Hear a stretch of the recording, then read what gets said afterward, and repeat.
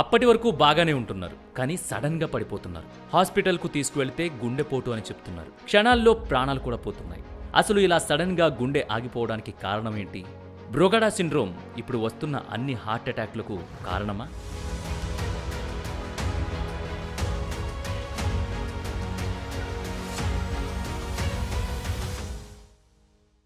బ్రూగాడా syndrome గుండెకు సంబంధించిన అరుదైన వ్యాధి ఇది.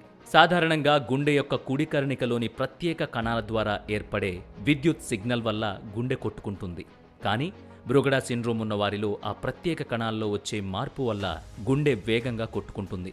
ఫలితంగా శరీరంలోని మిగిలిన భాగాలకు తగినంత రక్త ప్రసరణ జరగదు. గుండె సంబంధిత జబ్బులు ఉన్నవారికి, దీర్ఘకాలిక వ్యాధులకు మందులు వాడుతున్న వారికి, కొకైన్ వంటి డ్రగ్స్ తీసుకునే వారికి బ్రూగడా సిండ్రోమ్ వచ్చే అవకాశాలు ఎక్కువగా ఉంటాయి. బ్రూగడా సిండ్రోమ్ స్త్రీల కంటే పురుషుల్లోనే ఎక్కువ.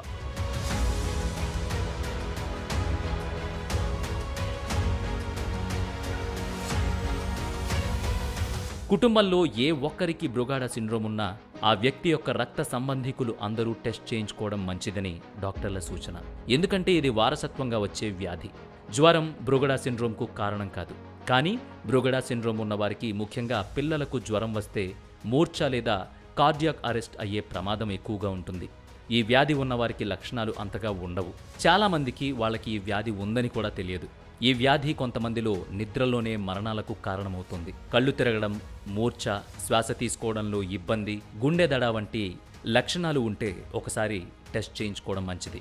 ఏమాత్రం ఆలస్యం చేసినా ప్రాణాలు పోతాయని మాత్రం గుర్తుపెట్టుకోవాలి. అలాగే మంచి నిద్ర, ఆహారపు అలవాట్లు, వ్యాయామం, వీటిని తప్పనిసరిగా మనందరం మన దినచర్యలో భాగం చేసుకోవాలి. ఎందుకంటే ఆరోగ్యం ఉన్నవాడే అసలైన ఐశ్వర్యవంతుడు.